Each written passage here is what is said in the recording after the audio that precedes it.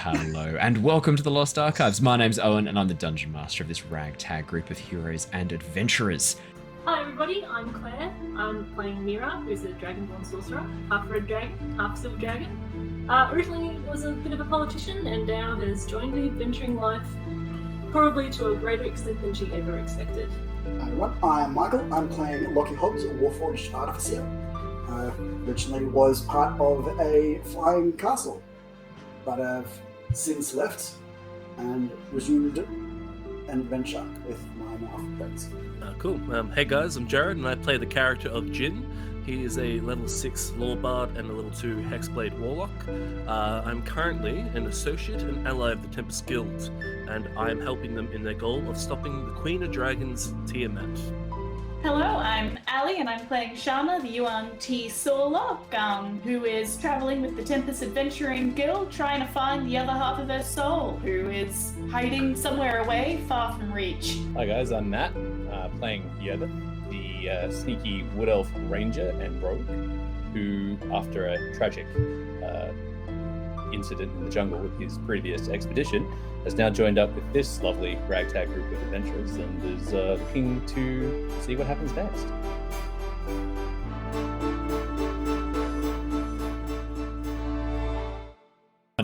Hello, give away! Hey, everybody. Yeah, no warning again. Haha, their cameras are loading in. Give them a second. There they go. They all come in. Wave now. Wave now. There we go. Yay! Takes a second for the cameras. Hello, everybody. Welcome. Hello, and welcome to the Lost Archives. Thank you for joining us on this beautiful, I was going to say sunny Wednesday night, but it's pitch black outside. I don't know why I was going to say sunny. Thank you for joining us on this beautiful dark Wednesday night. It's lovely to see your lovely faces. Thank you for coming and joining us for our Tyranny of Dragons campaign. Now, we have an awesome session in store for you tonight. Before we get into that, though, quick thank you to everybody who came and joined us for the Avatar Legends session last week, and a big thank you to our guest, Aquatic Archie, fellow streamer who came and joined for a guest spot. He will be joining us again this Thursday, so tomorrow night, continuing his role as a waterbender Aquila. So we'll be seeing more of him now that they're at the Northern Water Tribe. Now, I did a thing, and I've always wanted to get into like brewing and beer making, things like that. And these guys know I like to experiment with like cooking things. And I think only this weekend I made some sourdough bread just on an impulse, and that was really fun. So I, on another impulse today, I bought everything I'd need to brew beer, cider, and mead. And I'm going to brew some mead and film it. Specifically, I'm going to brew some Methleglin, which is a spiced mead. I'll record that and chuck it up on the YouTubes. Or if you want me to live stream it, happy to give that a go too. So let me know in the comments if you want to see me brew mead live. Super keen to do that. That'll be fun. So that's my fun news. Just me getting into even more random hobbies. That's it for me. Because I don't have enough. Anyone else got any fun news to share for fun? Any cool things that have happened? I know it's been a big week for a few people here. So probably quite nice to have a bit of D&D escape to get over our hump day. Just throw ourselves into a fantasy world where we're all powerful and yeah, having fun. Hey. Look, I was speaking about me, but the fact you reacted tells me that you heard something that hit close to home as well. That you felt some truth resonated there with you. So if that's the case, I'm very happy. Yeah, look, just real world, it's no fun.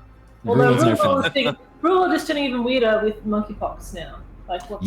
Although I have to say, we are officially renaming the state of Queensland to the state of Greensland. Yes. Holy shit! Yes. Queensland, I am really proud of you. You didn't vote for Pauline Hanson in the One Nation Party. You didn't vote for Clive Palmer. You voted for Labour and Greens. Go, and you know good what? thing. Yeah.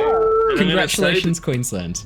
The United Party, I didn't vote for them either, but they had the jingle was actually, I didn't mind it. Was this the Clive Palmer Humble Meme Merchant jingle, or? I don't know. They just like the song they had. I was like, I just kept singing it to my dad and annoyed the hell out of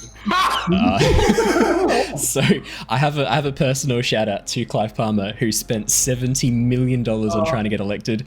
Didn't get a single seat. Maybe you should have paid your nickel workers instead. Oh, just saying. Party got more votes. Allegedly. Just add that got more? the legalized cannabis party. Well, that's fair though. That's fair. fair. That's fair. That's Yeah, fair. That's actually fair. That's one That's we should fair. all get behind. What? Absolutely. No, we don't condone this. Well, for medicinal purposes. I Well, don't know. just for now. But yeah, no, I have to say, thank you, Queenslanders, for looking at the fact that we've had 2 100-year event floods in 2 months, and thinking, something fishy's going on with the environment and climate right now. Maybe we should do something about this. Climate change probably is worthwhile, hey? 100%. That's exactly what happened. Like What you're saying is climate Queensland's. change is real. I think what it is they've gone, climate change isn't going to affect my great grandkids. It's going to affect me. And then it's like, okay, now. well, I'll do something about it then. If it directly impacts me and floods my home with stinky mud water, I guess I should probably do something about it. But no, look, full credit to you. Thank you so much, Queensland, for voting Good job, and actually introducing some diversity and breaking the 2-party system. I'm a huge fan of the more voices in democracy. I believe more voices the better. So really, unless they're Clive Palmer's voice, I guess. But I really respect diversity. Yeah. There's nothing more diverse than a middle-aged fat white man, hey? You can't get much more diverse than that. He's towards he's past middle age, isn't he? He is. I think he's old now. Yeah. There's nothing more diverse than old white men in politics. Great. So no, really stoked to see people actually voting, not just because it's what their parents voted for, but actually thinking through and voting on what they think issues apply to them and what they're passionate about. Really lovely to see. So I'm just always going to give a shout out to democracy on that one. So we're going to Democracy manifest. Democracy manifest. We're going to be jumping back into D&D as we deal with politics of a different type. As we deal with the political Why machinations. What's wrong, Claire? Why are we like this? I do find it quite funny that given the choice of a massive fantasy romp, it's like we're gonna really have to like narrow down on the politics here. Like we're gonna travel to this nation, we're gonna convince them as ambassadors to join our cause. Time to start some door knocking. We've got some flyers printed. 100% Mira would have been making flyers in downtime. This is a political mission. Yeah. Cool. Can't Literally. wait. So we should probably get into D&D. Cabinet meeting! All right. I should do a recap, hey, so we know what's happened last session. I'll do that now. Okay. The Tempest Adventuring Guild, a group of mercenaries, explorers, and adventurers, has been working to thwart the machinations of a group known as the Order of the Dragon. This cult has been amassing power, wealth, and knowledge in an attempt to perform a ritual which would bring a dark draconic god, Tiamat, back into the world. Our story has been following the escapades of some of the members of this group, Mira, Jin, Lockie, Yervith, and Shana, who have travelled to Ciari, the draconic nation, to work against the cult's actions there. In the last few sessions, the group met with the Council of Oxenfurt and, despite meeting some initial resistance, pulled off some impressive political manoeuvres, namely forcing Lord Neverember, the party's biggest critic, to instead propose and support them as the Alliance representatives to be sent to Velixur, the draconic capital of Ciari. The party also learnt that the Emerald Enclave, a group of rangers, were being investigated by the Council. Every time I say the word ranger, in my mind I hear from the Middle-earth Shadow of War, Ranger! Every time. I can't stop it. And I have to really like concentrate on not saying it that way every single time. And every time I talk to Yervith, he's a ranger. It's hard. Yeah. As they departed the council chambers, a representative of the Enclave, an elven man dressed in white wolf fur-clad armor called Dalen, pulled the party aside to talk. Dalen revealed he has been speaking with an unknown entity he has been calling the Voice of the Wilds. This entity led him to a crystal core, known as a Nexal node, left over from the Age of Giants, a core which the party quickly identified as being capable of planar travel. Dalen then revealed the Voice wanted to speak with the party too, however only Yervith was able to connect. The Voice of the Wilds turned out to be Lyra, currently in spirit form and in a demi-plane between Nostea and the Feywilds. It was revealed Lyra had been receiving the help of some Archfey. What they are getting out of this deal, though, remains to be seen. With the Emerald Enclave now working to investigate Duke Neverember, the group departed for Ciari, joined by Otalia Karnos, otherwise known as Elia, the Silver Dragon ambassador to Oxenfurt, who Mira had previously worked with. Now, we finished last session with you guys arriving on the borders of Ciari, the airship finally crossing the edge of the sea, the Imarian Ocean, and arriving on the edge of the desert lands that make up Ciari. But we're actually going to do a little bit of a time skip backwards and talk about what you did during your downtime on the airship. You've cumulatively had about 4 full days of downtime, where you could have been working towards a goal, working on something, whatever you want to do. So let's go through and talk about what those were. And I should also quickly call out, for those of you who are watching the stream or the YouTubes, you'll notice we have a new video background. That's right. We have video backgrounds suited to every single biome that these people might be in that I can switch at a moment's notice. I am ready. Cool. That's cool. That's so good. No more cloud backgrounds. Only when you're in the airship will it be the cloud backgrounds, the storm clouds gathering. It will now be whatever environment you are in. Boom. Click a button. That's the background. Yeah. I've had a little bit of spare time since the 2 new people joined my job, and I've been able to hand over some of my responsibilities. So I've started to be able to do things again, which is great. Alrighty, so we're going to go through. Does anyone want to volunteer? Jump in first with what they were doing during their downtime. I know Ali's just scooted backwards, which means Ali's first. Yay! You know the rules. If someone in class tries to not volunteer and tries to hide, they get voluntold. I'm happy to do it, Owen, because I remember what I actually want to do and I want to get it out. Like, while I still remember it, I want to like get it out. I respect that. You may go. Cool. So I'm coming for you next, Ali. I will start. So, Yep, So a Jin is going to be. And I was thinking about this. I was thinking for a while what I could do. Like, I already have the Thieves' Tools proficiency, which it doesn't really hold up as much now with Yervith, but it's still good to have 2 people with it. So I've decided I'm going to use a combination, probably the Forgery kit mostly. Now that we're starting to get a bit higher level and the cult might start doing things that are more of a world-altering sort of level, depending on if they take any cities or anything like that. I'm not sure what's going to happen in the future. So I was thinking forging everyone official documents for like a second identity. So if we ever need to actually go into cities and stuff like that, we can use these second personas that I'll create through my forgery kit, and have like this documentation for like a second identity, really, so we can slip into cities and go through official channels without piquing anyone's interests. That is a really, really good idea. Really good idea, Jared.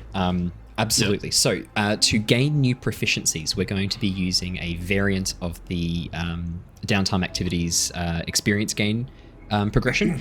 The way we're going to work this is if you have someone who's actively teaching you, so someone who has proficiency and is actively teaching you, you get a little bit of a bonus to this. If you're trying to learn it yourself, it's just a flat roll. We're going to do it as a percentile dice roll, a D100. So what's this for? So this is to gain proficiency in forgery kit, correct? Is that what you're I going already for? have it. No, I already have it. Oh, you already got it. Oh, in that case, no, sorry. I'm saying with my... Apologies. Sorry, I'm using with my your forgery proficiency kit, to do this identity for everyone. That's what I'm going to be getting all the official documentation, forging it on the ship over the 6 days. And then if I have any downtime past that, I'm going to devote it to using my disguise kit and forgery kit together, or maybe disguise kit, and create like... Because I can... Or maybe even talk... Actually, no, probably a better one would be easier. That might be too hard, though. So yeah, definitely the forgery kit for the official documentation for everyone having second identity is like my main thing, and then secondaries and any other downtime that we come up in like further in. I'm gonna first ask Griswold whenever he gets time to just come up with like little scrolls or whatever that I had for like the absorb elements to put disguise self on it, so everyone can have it if they ever need to use it. That's more of a Griswold offer, like a request. So that's an artificer ability where you can infuse an item with a spell. Griswold can do that more than your average artificer. However, just have a look at his spell slots and what he's got free, because he's got a couple of things infused already. He can probably only do 3 items infused with a spell. Okay. So that'd be good for like Shana and Mira, who are a lot harder to hide, and maybe Lockie. Yeah. Whereas Yervith's got the cloak I of have some changing ideas. colours. Yeah. Oh, okay. And then I was going to We're going to get a barrel and just Metal Gear Solid him. I was thinking for like disguise kit wise. Yeah. If I do all my forgery stuff, the Griswold thing can be done in other downtime too. But you've definitely got time to do the forging. Absolutely. Yeah. Like you've got time to do that. The forging is like that'd my take 2 number days. That's only 2 days. Yeah. So half your time is devoted to forging. Can you just roll me a... so you're proficient in the forgery kit. So could you roll me a dexterity check adding your proficiency bonus, you may do so with advantage because you've got 2 full days of working on this. Should I do sleight of hand? Is that what you I'd want actually, to do? sorry, or- let me rephrase. I'd allow you to do dexterity or charisma. So the way we do like skill Okay. checks and things like that, you justify which skill you want to use more. So for example, way back in time when Mira was doing her cooking, we had her, we basically like, well, which skill do you want to roll with? Do you want to be charisma where you like talk up the meal and it's all about presentation? Is it dexterity because you're doing very fine work and specific ingredients? Is it intelligence because you're following a very strict recipe and you're timing things very accurately? So you can kind of justify different types of tool checks I allow in my games. Absolutely. So it's up to you Cool. which one you want to Okay. do for forgery. I'll do charisma for sure. 100%. Yeah, that makes sense. So that'd be plus It's your 5 best plus- stat. That's plus 5 plus 4, so that's plus 9. Will Not too you bad. allow me to use the Bardic Inspiration? Absolutely. Yeah, of course. Cool, I'll add a Bardic Inspiration on that roll. Yeah, you've got so time let's to add do a Bardic 2 Inspiration. rolls. That's an 11 11 and a 26. Yeah, Whee! 26. Look. Fantastic. Look, may as well add. Oh, that's Now. actually 30. It's actually 30 because it's no, is it 30? Oh, hold on, no, It's no, plus it's not. It's additional already 3. plus 7. 29. So Oh no, plus plus 5, only 2 more because plus 9, right? plus 9, because my... Oh, that's my initiative. But proficiency is plus 4 as well. I don't know why it's plus 7. Yeah, it doesn't say where the 7s come from. I'm assuming it's added your proficiency, which is the 4 Look. to your... Well, because it's I rolled No. a 19, plus Yeah. 5 is 24, and then plus 2, it's 28 with the Yeah, proficiency no, that's fine. bonus. 20. Now, my question is, are you assigning identities to each of them? And if so, can you tell me briefly Oh, yeah. what their identities Oh, are? so by the way, it's 28 plus 5, 33. 33. Amazing. Okay. Well, does anyone want... No. I'm persona? gonna. I want. Okay. I was gonna say, do you want to assign them, or do you want to ask and talk to them? What would Jin do? I would probably talk to them. I would probably get Okay. some insight from each of them. Like, we can do that as another thing Yeah. another time. I'm not too fast. Okay. Or everyone can quickly Easiest. go through now if they want a persona. Or I can Fake just randomly identity. give them one. You can just randomly give them one as well. I'm more than happy for you to do that. That's pretty funny. But you guys tell me, do you want to quickly, because like this is pretty fun, and I do want to have a record of what these fake identities are. That'll come in handy. Just a brief overview of what the fake identities are. Do you guys have any? Do you want to have a fake identity? Do you want to do it quickly now, or do you want Jin to assign you one? Like if Jin came up and asked you, like, "Oh, I'm going to make you an identity." Ali, yep. Good. What? Random. Random. Okay. Okay, at least random. I'll put this in a little note. People can even like, as people are like doing their like their downtime, people can just maybe write a little persona in the description or the Yeah, and I'll chat copy if them they across want. to my OneNote, so I've got them all saved. Okay. Hob and So Rud. we'll just Nice. I'll just leave it Very for I now. have the hat as well. It's perfect. Very good, Yervith. I haven't forgotten about the Really. green hat that I ended up with. Nicely done, Cool. Matt. Hob and Rud. Good. Alright. I steal from the poor and from the rich and from everyone. I'm Nice. just a thief. You can be Hob and Rud. Hob and Rud. Hobbit. I'll write that Yeah, down. so that's the forging. So that's a 33. So these are going to be like schmeck. These are Oh gonna yeah, be like yeah, you've got yeah. passports for them. Like these are Yeah. passports, papers, life history. You've like got contacts that they might be in touch with. Like you've essentially invented an entire life, as well as a briefing Wow. for each of these guys to remember that roughly describes who you are and how you came to be. Because it can also be a bit suspicious, like Oh, of course. just for like, oh, how did a Warforged half dragon / dragonborn / wood elf / Yuan-Ti half serpent lady, and then this dude whose face keeps changing. How did you guys all come to be together? Well, But yeah, so that's sorted, and that's for everyone to use if we ever have need of it. Even if it that's never really really good. gets used, it's really good to have in the back pocket. Yep. So basically, I've given everyone my background, which is the charlatan feat. Yep. Or the charlatan feature. Yeah. So you now have a second identity that Jin has crafted for you. That identity is only surface deep. There's no people who know this fake identity apart from yourselves. Yeah. But over time, this could be something Jin does in the next downtime. Is he actually like distributes these names to some of his contacts in the Harpers and says, "Hey, I need you to talk about these people as if they're real people, and we're actually going to set up a bit of a trail and a chain that if someone was to ask questions, they wouldn't just fall apart as fake identities. They'd actually be traceable quite a distance." Nice, that's a good idea actually. I might even send word out to sorcerers for that. Yeah. Yeah, that's my main objective, and then for my secondary objective, anything like talk to Griswold about just setting up some disguise self, spell scrolls, really, I guess, or anything like that in that equivalent. And then my last downtime thing, if I get any chance to do it, because it's like 6 days or something, I think you said. 4 days. 4 days, okay. So this one might be a little bit harder. I'm going to put it all in my notes anyway to look at as other downtime opportunities. Yep. And that would be to just, for like Lockie, maybe have some like sort of like covers that we can put on him to sort of change his appearance a bit. Give him like different there's something that just clicks on and then sort of makes him look a little different from what he looks like. Maybe Yervith can have some like wigs and stuff like that. Mira, maybe if I have enough time, like and these are good wigs, like because of my like disguise kit, I'll be really good with it and just change his appearance up. Mira, maybe I paint one half of her like the silver to be red, and then suddenly she's just a red dragonborn. I don't know. Which you chose that color? Yeah. Or vice versa. It doesn't really matter which way. No, look, you're right. Silver paint's going to be harder and more expensive to acquire than red paint, so that makes sense. Yeah. That makes sense. And that's just like, that's pretty much I think what I'm, but yeah, forgery main thing, and then there's like 2 secondary objectives. Yeah, can you roll me a percentile dice, D100? Okay. 23. 23. So Griswold can make those 3 items. He's just going to bind them to 3 necklaces. Yep. Or maybe even 3 brooches that you can just put onto your gear. So three brooches that he infuses with disguise self. That's easy enough to do. You're working on your disguise kits for these guys. Yeah, you begin to work on essentially like a little disguise section of your kit for each of the party, where you can just hand them a box and go, put this on. So you make some progress towards that. So you can write down your 23% of the way there to making party disguises, essentially, that are easy to throw on and that are linked to these fake identities that you have created. Awesome. All right, I'll put that in my notes as ongoing downtime. Downtime.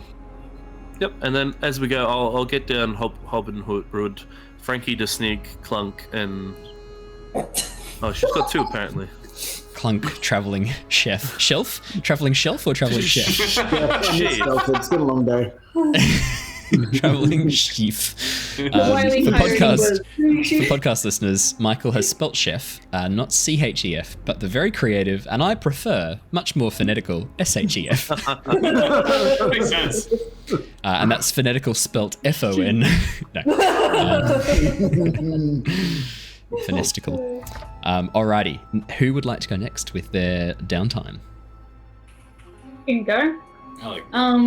So in a very similar vein to what Jin did, so Shana already has proficiency in the poisonous kit, and so I was sort of thinking between that proficiency and her innate spellcasting poison spray, yes. I was thinking if I could make a bulk lot of weapon poison so that like a lot of the the physical attackers can like dip their weapons in and get sort of like extra poison damage or something.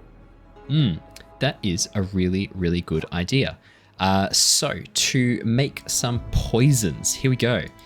Let's go through how you can make poisons with a poisons kit. I'd say that your ability to cast poison spray is a magical effect. The poison does not last. Once the spell ends, the poison disappears. So if you were to use that as the material components, you will find that that does not last very long. However, you are a Yuan-Ti.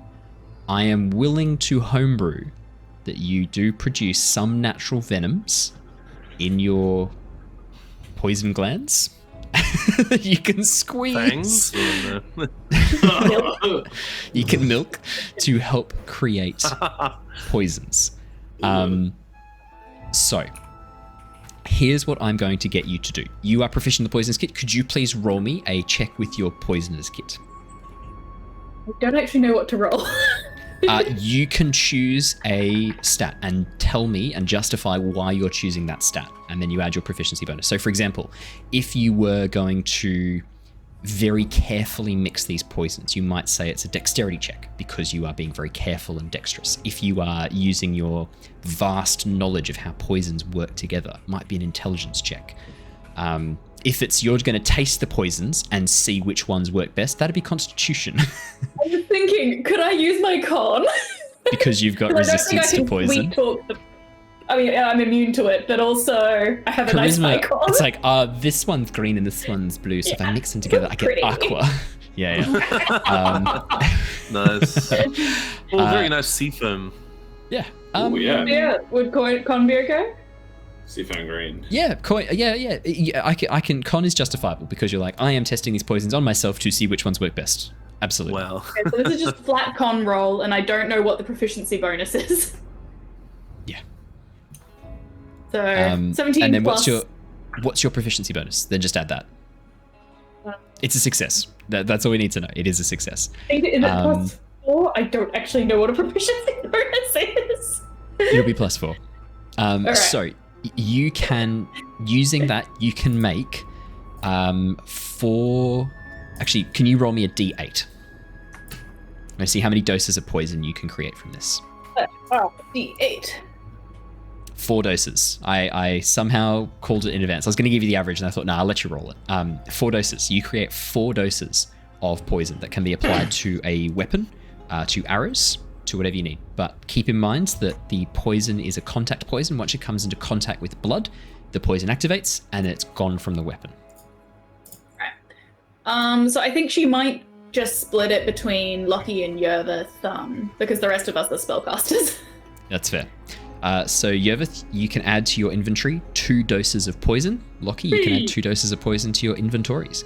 I'd say, Shana, that only takes you 2 days to do that. You're proficient in this toolkit. You're using your own venoms plus whatever chemicals Lockie and Arvel have downstairs to maintain the airship. But keeping an airship engine running requires a lot of pretty toxic components. So you don't have to go out and buy specific ingredients. However, you have now exhausted your supply of poisons. You will need to stock up on materials when you can. If you were to come across anything venomous, you could drain its venom, and that could give you some stuff. If you were to find anything poisonous, you could save that. I'm just assuming this is just a basic vial of poison. Yeah, it's just, exactly right. Yeah, just 4, so 2 doses each, but if you just type in basic vial of, exactly. Yep, got it. So I think with the other 2 days then that she probably has, if she could maybe spend it helping sort of like bulk the ship up a bit, like, sort of like I've got like the grease spell, so if like grease can be helpful for any of the engines maybe, or prestidigitation, just sort of like fixing things that may have been damaged and not yet fixed from the dragon fight, or just sort of helping out in any way she can, and specifically probably spending a fair amount of time making sure that the core is still safe. Yeah. Absolutely. Yeah.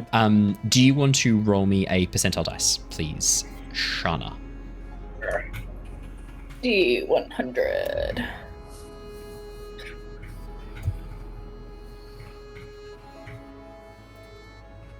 34. You are maintaining the ship. You are doing a good job as you go around and begin focusing on maintaining the ship and keeping an eye on stuff. You're not super devoted to the task, but you do your bit to help around. You do find yourself getting in the way a little bit sometimes. Grisha particularly doesn't have much time for you if you're blocking a pathway or an entry or an exit. If you're blocking one of the doorways with your tail, she will roughly go, "Oh, get out of the way! Come on, move!" And actually like shuffle you out of the way so she can continue doing her duties as deckhand. But I mean, she does warm to you after probably by the 3rd day. She does warm to you a little bit, and she starts showing you how to do things properly, like how to tie this knot so that the sail is going to be kept in place. Or if you were to close this valve, air will no longer be able to access the engines, and things will go very wrong. So basic knowledge that she's picked up during her time on the airship as well. And the lead box that Griswold has installed to keep the Nexal node secure is not opened the whole time. Unless you open it, it is kept locked. And one of the things that Arvel does during his time is actually bang it up a little bit, put a schematic in front of it so it looks like it's just part of the ship. Like potentially maybe a locker to hold diagrams, or maybe just a little like a toolbox affixed to the wall, something innocuous, and he tries to age it so it looks more like everything else on the ship. That's what Arvel spends his time doing.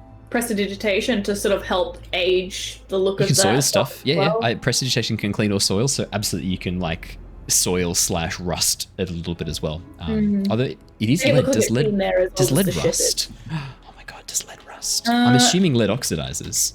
Lead oxidizes, yeah. We're gonna find out. Ages, doesn't it? It forms a coating layer, doesn't it? It's a highly corrosive resistant metal. An attempt was made to show its strength and weakness under long-term corrosion in land and marine conditions. It's still going. So it's safe to say lead is so corrosion not so much, but you can add some dirt and surface rust and things like that. Yeah, grease stains is Wood easy. shavings. Some wood shavings, yeah, A couple exactly. of scratches here or there on the front. Yeah, well, yeah, the lead's definitely malleable enough to scratch, so that's easy as. Alrighty, anyone else would like to tell us what they did during their 4 days of downtime on the airship travel? I just want to add one quick thing. You may add one Just quick. for Mira, Shana, and Lockie, just add the 2 inventories, the Griswold one use of disguise kit item. That's Yeah, it. so it's basically an artificer infused disguise self on a brooch. It's got one use, and if you touch it, it'll activate and create a disguise self image based on what you imagine in your mind as you touch it. Griswold would explain this very carefully. You just picture in your mind what you want, and then you just tap it, and you're good to go. And if you want to end it early, tap it again. So yeah, that's just Don't drop it. Don't drop it. I can go next. Yes, Matt. I've got 2 smaller things, and one that's like a little bit more RP related. Nice. I'll do the smaller ones first. Yeah, go for it. So the very first thing Yervith would probably want to do is he'd probably want to get to train with his dragon a little bit more, because he hasn't really had the Absolutely. chance to really test Eleanor out quite properly. It's only been it's only been like maybe not even a month, I think, since they've been together. So yeah, You've been with Eleanor for 2 weeks by this point. Yeah. So really not long at all. 2.5 weeks. Yeah, 2.5 weeks.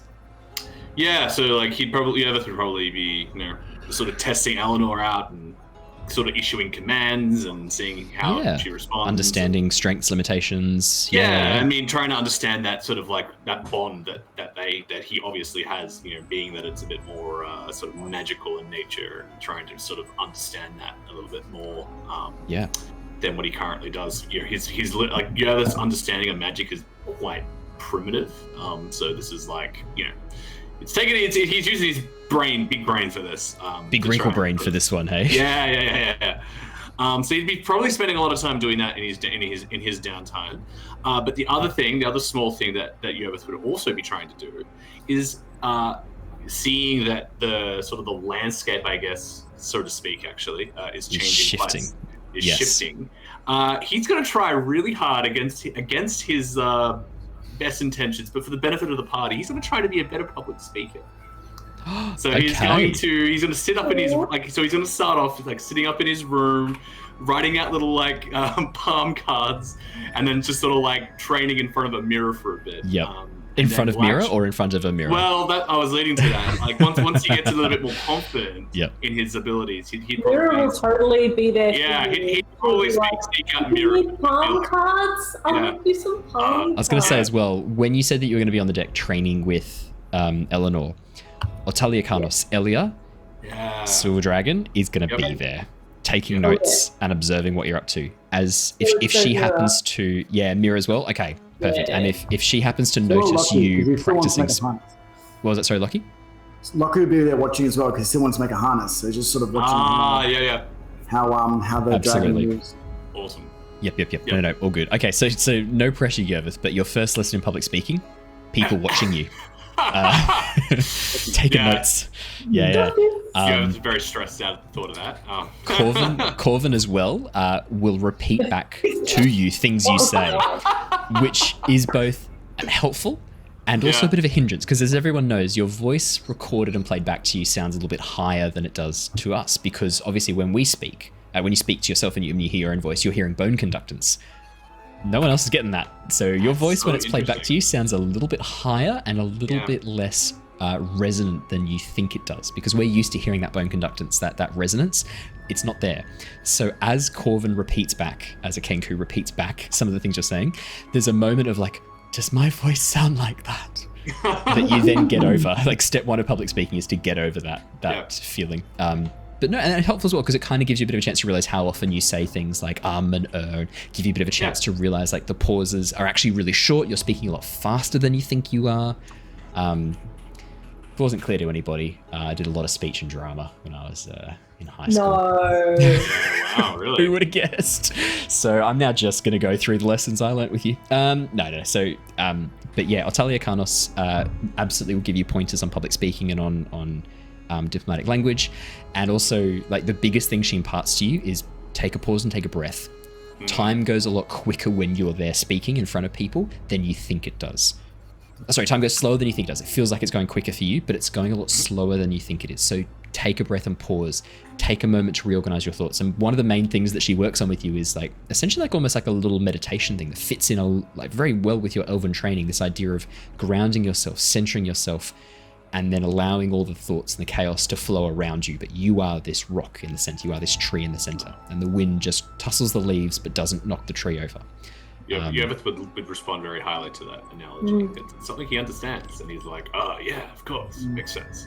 Yeah, so you need to be the birch that moves with the wind, not the oak that gets knocked over. I don't know. I'm gonna be honest. Redwood, yeah, not the redwood that's locked in place. Look, I don't know enough about trees. Jared, if you want to step in here, mate, and give us some... Any point. Sorry, I wasn't actually listening and writing our personas. You don't want to be a gum tree, because they drop limbs like you wouldn't... Oh yeah, gum trees drop limbs. Yeah. Yep, okay. So you want to be the wattle. Don't ever put camp under gums. Yep. I've almost exclusively camped under gums. I will not do that any longer. Yeah, don't do that. Just be careful as well. Lesson learned. All you have to do is just make sure that you're not directly above like any limbs. You can still be close to gums for sure, but not directly under any. Okay, fair enough. So they don't fall. PSA, everyone. PSA, don't camp under gums. For the person who just commented, hello from France, I'm sure that'll come in handy for them. Make sure you don't camp under gum trees. Yeah. Wow. But yeah, Yervith, you get some absolute awesome, they're called Widowmakers for a reason, Jesus. You get some absolutely awesome pointers from Elia and from Mira as well. So, could I have you please roll me a D100 percentile dice as you work on improving your public speaking, and I will add some bonuses to this. Mira, if you're assisting with this, could you also please roll me a D100 as you teach him? Ooh, okay. Or you can make a... I'll let you pick. You can roll a D100, or you can roll a charisma check and add your proficiencies and things like that, and I will adjust that appropriately. Your choice. Do you want to make it completely random or add in your... I might do a charisma check then, because that would make more sense as like a little bump. Like she's not like giving him things, but she's just like teaching a little bit. Absolutely. 54, Yervith, not bad. Not bad. 18, nice. I'm going to roll for Otalia Carnos. 22. Yervith. Over the course of the 4 days, as you focus on practicing your public speaking and improving your confidence, particularly, by the end of it, you do not get stage fright speaking. To large groups of people, you're not sure yet, because obviously on the airship, there's only about 20 people. But in terms of like public speaking, by the end of those 4 days, it's like a boot camp in public speaking. By the end of it, you are feeling much more confident. You're feeling much more grounded. You don't freeze. You don't say or ah too many times. You are able to keep yourself in the zone, keep yourself flowing with what you're trying to say. And Mira's got you basically with the palm cards, only glancing down once every minute and a half. Pretty good. Really getting. On day 3, Lockie gives you a little megaphone. Maybe just made out of wood. Nice. Hey, I love that. That's good. That's good. Yeah, they'd be like, thank you, Lockie. And like a scrolling palm card that like you turn a crank and it like rotates like a scroll as it rotates around to give you all the information on a single card. That's actually legitimately useful. I might 3D print that. Yeah. Okay. That's a good idea. So like you got like a little gear that you just rotate with your thumb. There's the camera. Just rotate with your thumb, and it just spins paper around. Yeah. I might work on this. I'll get back to you. It's a really clever idea. But yeah, Yervith, you are feeling so confident. Your bond with Eleanor over this time improves exponentially. The more time you spend with her, the more time you spend practicing, the more fluid your actions with her become. By the end of the 4th day, there's a moment at the end of your training session on the deck where you have to pause for a second and go, no, I'm Yervith, not Eleanor. Oh. There's a moment where your identities almost mix as you're going through these movements, and there's a point where you have to stop for a second and like pull yourself out and really concentrate, ground yourself again, and find, no, I'm Yervith. I'd say probably that idea of escaping, given Yervith's trauma and history, probably is quite easy to do. Yep. This is the beginning of potentially a dark path. Just wanted to let you know that, yeah, the more you work with Eleanor, the more your identities start to mix together a little bit. That's fine, because my next thing, if I had time, I was gonna, with my backstory, with my history, there's a lot of memory loss that you can't quite remember certain elements of his past. Yeah. So he was actually going to speak to Elia about that as well. Knowing that Elia had offered to help Varum the White with his mind, really feeling as though he remembers parts and pieces, but not the full story. And I've, since last session going to the Feywild, it sort of sparked some sort of memory in his mind, something from his childhood that he doesn't quite understand. So he's probably wanting to speak to Elia now to sort of say, yes, I'm ready to see if I can fix this. We're going to role play that. I'll go through the rest of the downtimes. We're going to role play that. Go ahead. That's that one we need to do. That's fine. I thought that would be the case. I'm not skipping over that. That is important character development that we need to do. Alrighty, Mira, we've done a little bit of what you did. Yours fit in really nicely with what Yervith was up to. With the rest of your downtime, because obviously you're not just ghosting Yervith 24/7, just literally behind him at all. Oh, no, you are? Okay, cool. So Yervith, Mira spends the entire time about this far away behind you, just like hot breath going down the back of your neck. Occasionally, one hot, one cold from like the fire side and the ice side. Oh, God. Yeah. It's really confusing. Yeah.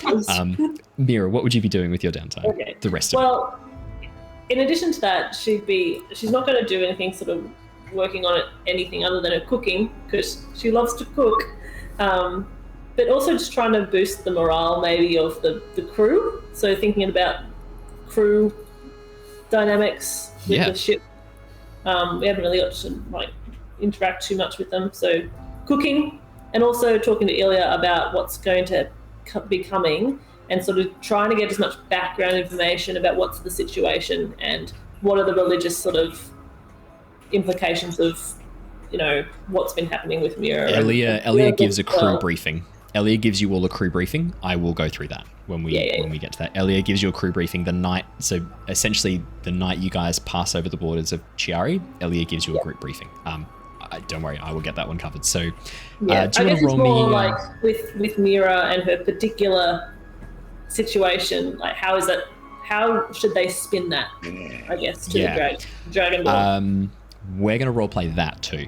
That's also important. I want to give that one the attention also it following deserves. around because there's another dragon. She's so excited. Absolutely. Also, she loves the idea of having an alternative personality, so she's just making like backstory notes. She's like, I don't know if like 10 pages of backstory will be enough. So, wait, hang on. Is this Mira or Claire? This is definitely not me. I had like 2 paragraphs of Mira. That Mira would absolutely 75 episodes later. I know. We've been filling it in as we went, which I have to say, quick aside as a DM, my recommendation is encourage players to keep backstories a little bit on the vague side at the beginning and flesh them out as the campaign goes, because you're adapting the world to suit them. If they're also adapting themselves to suit the world, and you're getting this like real meshment and cooperation coming together, that's where you get some really cool character development. I really love that. Claire knows my style of DMing. I've only ever DM'd for Claire. Like, you've been with me since I first started D&D, because you and I both started at the same time. So you know my style of D&D. Level 16, baby. What was that, sorry? That purple worm at level 16, what were we thinking? That was bad. That was our first experience with D&D. I got eaten by a purple worm. You got eaten by a purple worm. It wasn't good. We came into an existing campaign at like, they were all like level 10 or something, and we just were not prepared. Hey, we didn't get scared off though. For your cooking, would you like to roll me a check of your choosing, but please justify why you're picking that skill for cooking? So this time she's going to do Constitution, not because she's particularly good, but because she wants to improve her Constitution, and I feel like she has as a person. But also because she's like, I'm going to try things now instead of making them look good. So she's like trying different things and just trying to put herself out there. And if she poisons herself in the process, so be it. Okay. Yes. So. Uh-oh. Uh-oh. Yep. And once we've done that, we're going to talk about something that's just happened in chat. Uh-oh. 19, Mira. Yeah, you cook. Oh no. What's wrong? Oh, you've read chat. You cook hearty, morale-boosting meals that invigorate the crew. Like, we're talking not particularly fancy. It's not gastronomy. You cook like really hearty share plates. So we're talking about like big feasts all laid out in the crew tables and in the mess hall, where everyone gathers around a table, pulls bits off as they go. Like it is a really beautiful community-based culinary experience that really brings the crew together. Mira, could you please roll me a D4?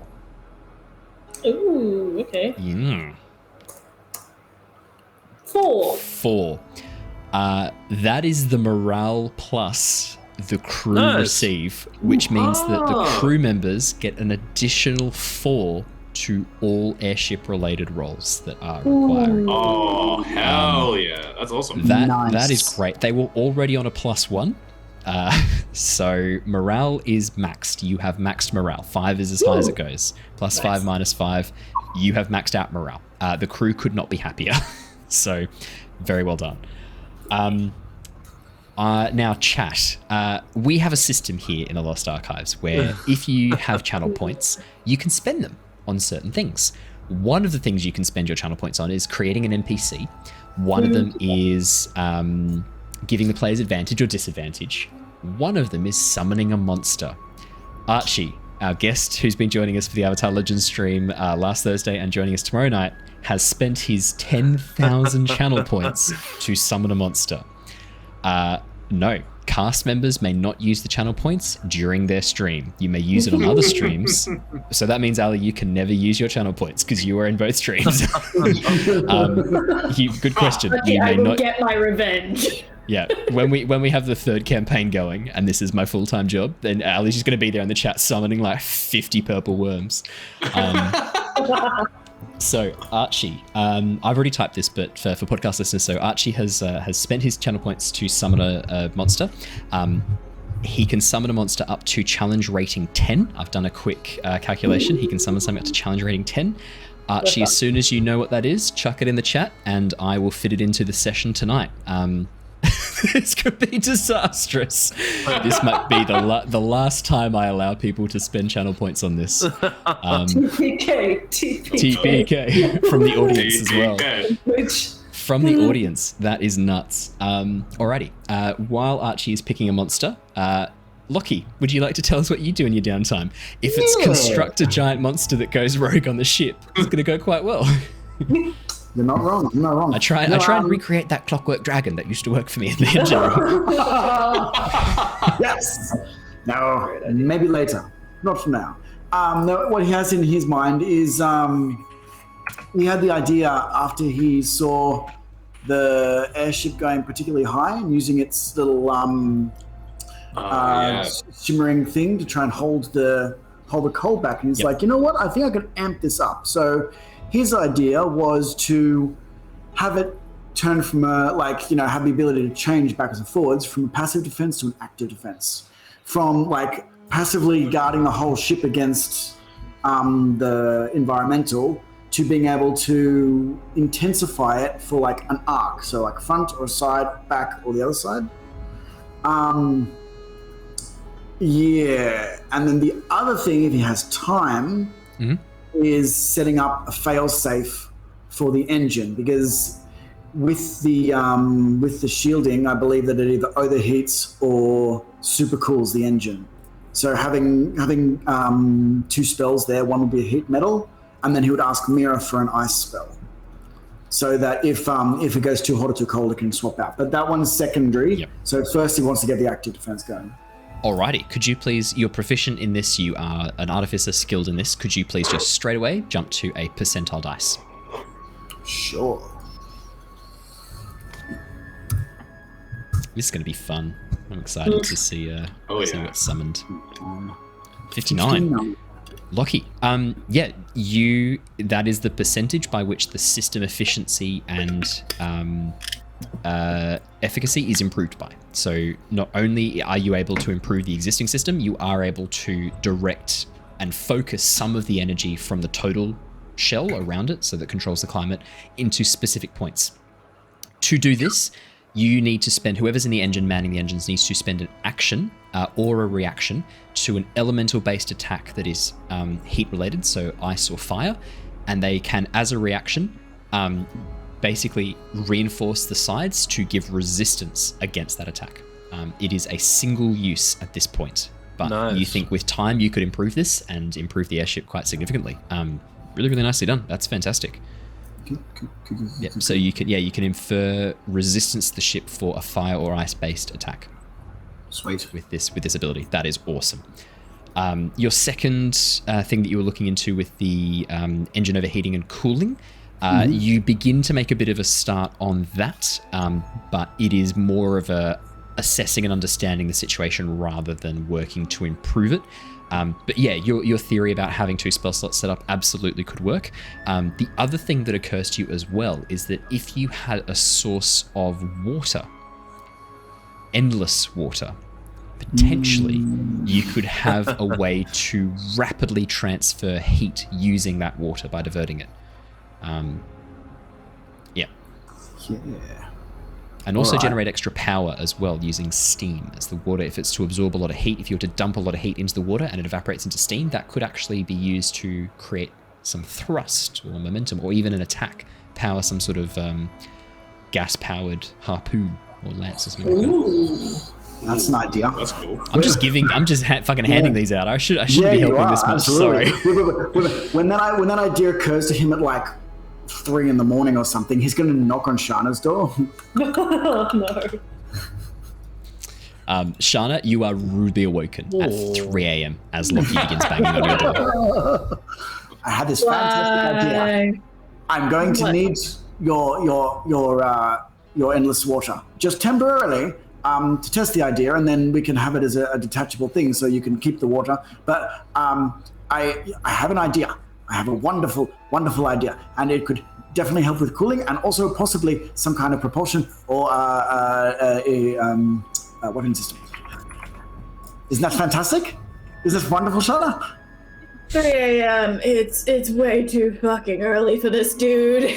But also, this is Lyra's. I mean, it's not really mine to give. I mean, if she's coming back soon, she's gonna want it back. But I guess, how long do you want it for?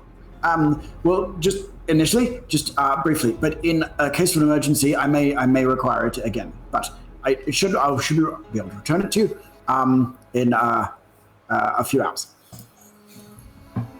Don't lose or break it or set it on fire. We'll break it. I may set it on fire, but it's endless water, Shana. I think it should be okay. I mean, the container's not endless. It's just the water inside it is endless. The container will be unharmed. Yes. She begrudgingly gives you the water. Thank you.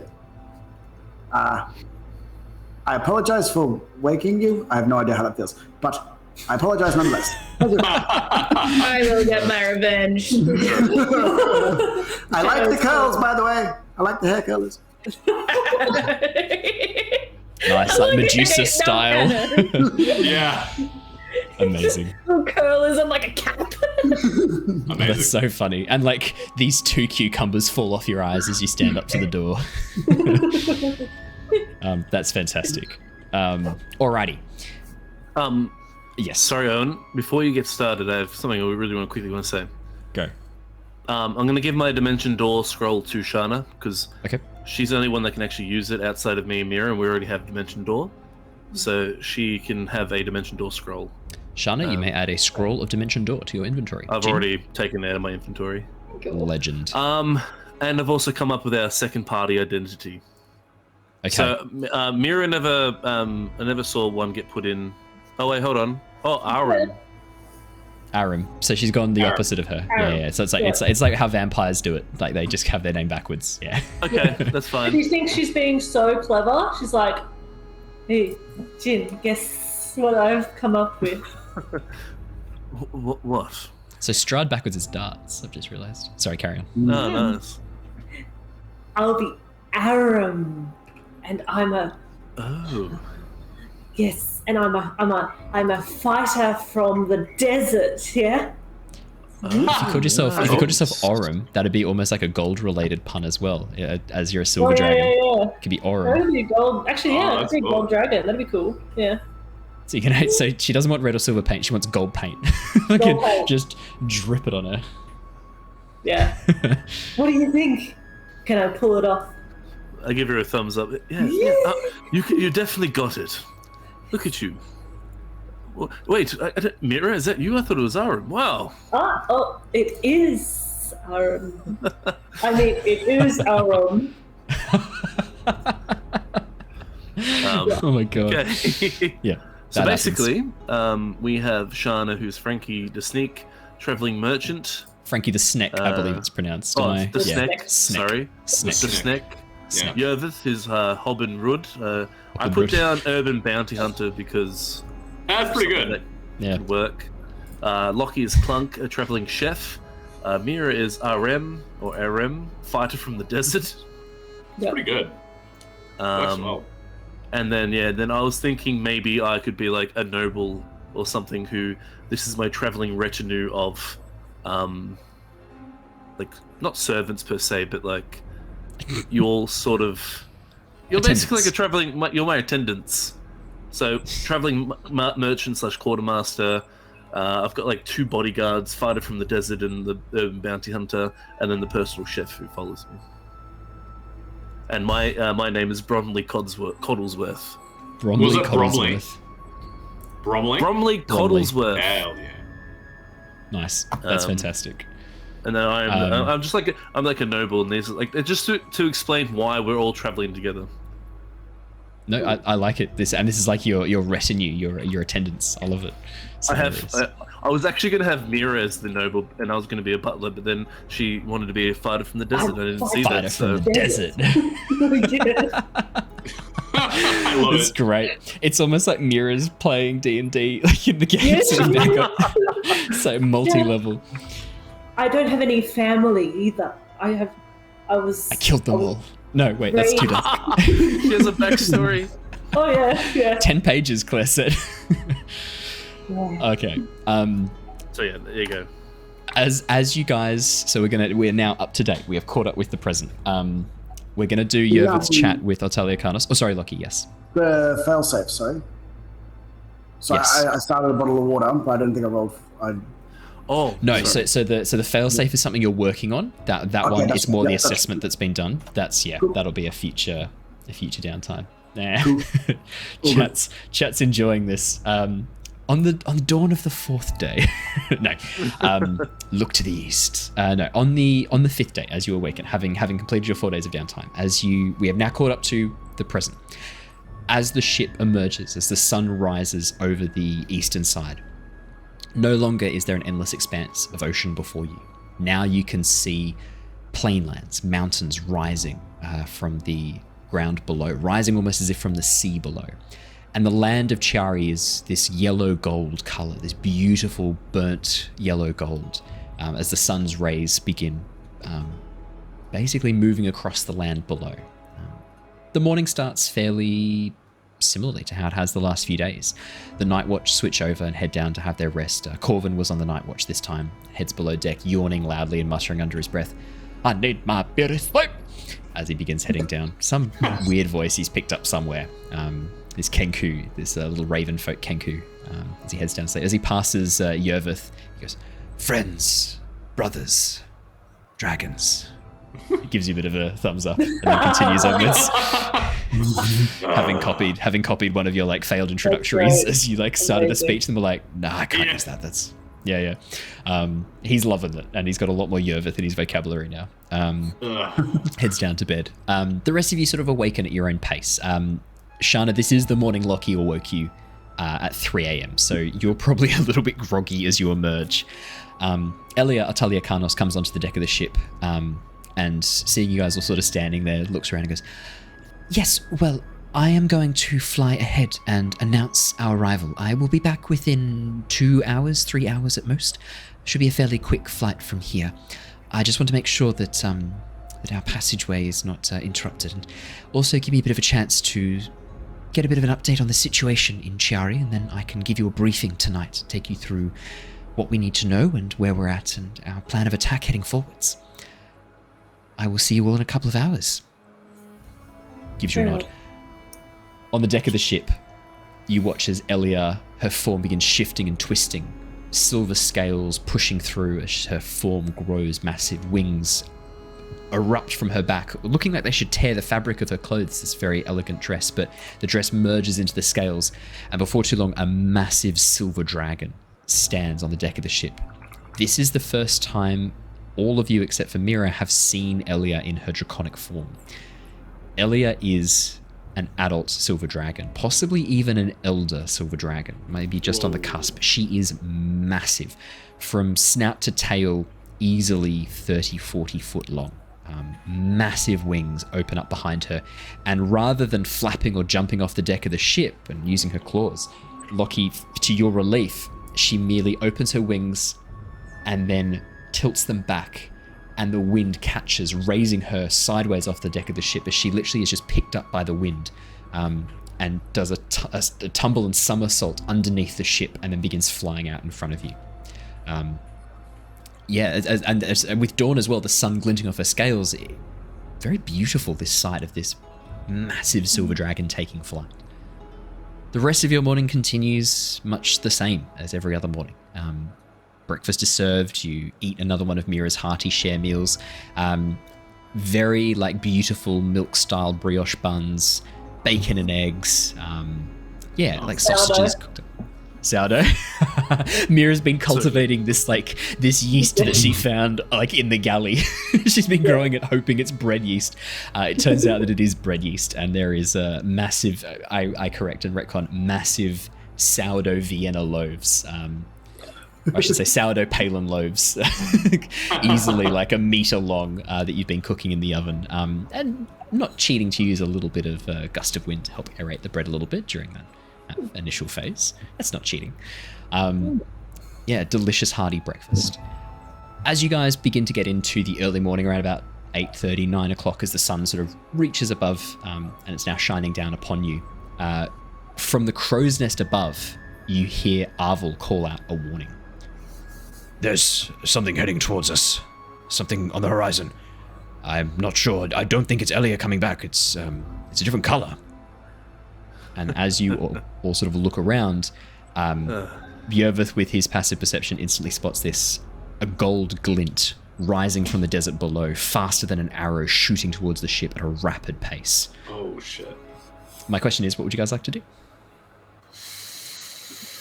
Switch across the musics. Don't worry, just switching across the musics. This one. This would probably have Eleanor already out. Just FYI, if he's on the deck. Question. Where are we all? Would we all be on the deck right now? Not necessarily. No. I'm happy to have you. I'll probably still be in my room, to be honest. Yeah, okay. Still in your room, absolutely. It handicaps me, but I think it makes sense that I wouldn't need to be up right now. It's good RP. I will put you in your room. Yeah, because I'm doing the forging of the documents and such. Yeah, absolutely. Yeah, okay. I have put you in your room. Shana, would you be up, or would you have grabbed your food and gone back to bed grumbling about Lockie? Will we be trying to bask in some of the morning sun rays after the cold night? So she's sort of, as sleepy as she would be, she does spend most of the mornings trying to sort of get some sunlight back and, get the movement, wake up a bit. Warm up a bit. Yep. I'm not sure if she's cold-blooded or warm-blooded or half and half or whatever.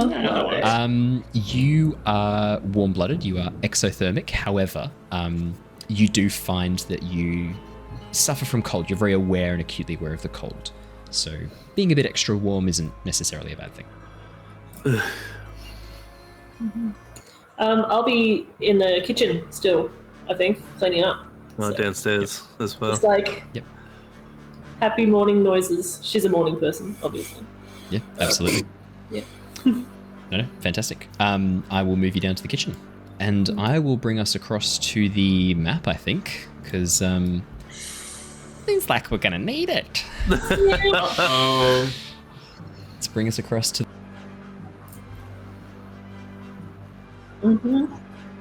Yep. Oh.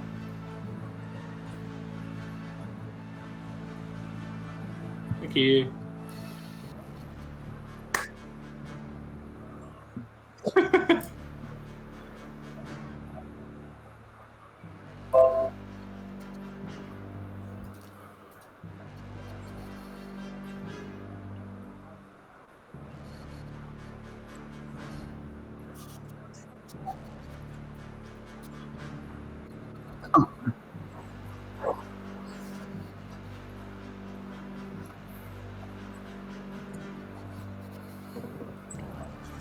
Thank you.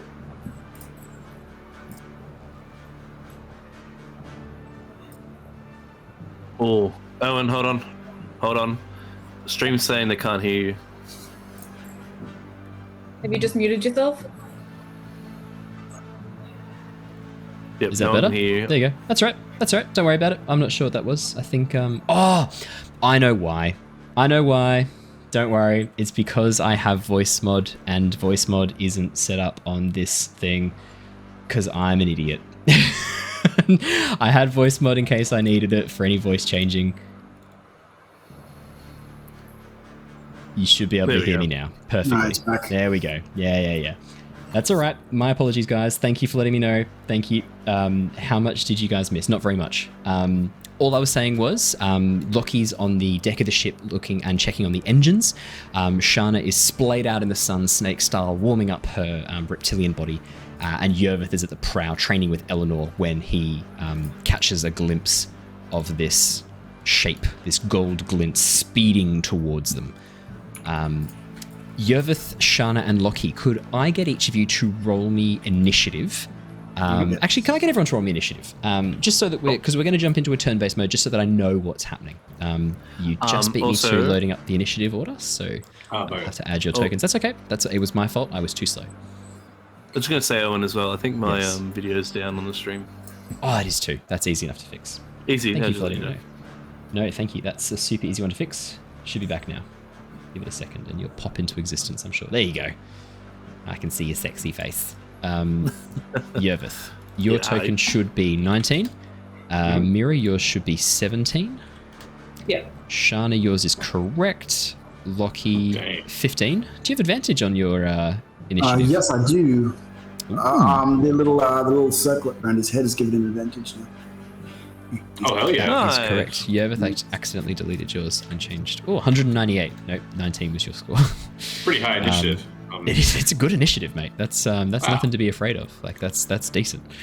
And I'll just roll for this. Nothing. Don't worry about it. Oh dear. Okay. It looks like our first cab off the rank is actually Shana. Shana, you hear an exclamation from Yervith, and Yervith, you do have time to call out like, I think I see something. Something there. Yep. So Shana, you are first. You hear Yervith say this.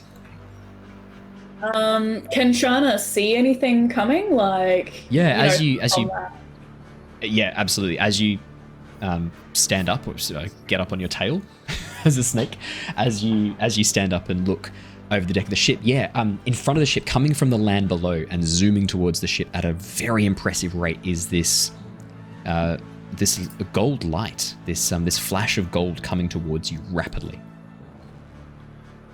I think she might. I think what she might do is she's sort of gonna get sort of try and raise the alarm again, further, make sure that everyone's heard and no one's sort of gonna be caught unawares.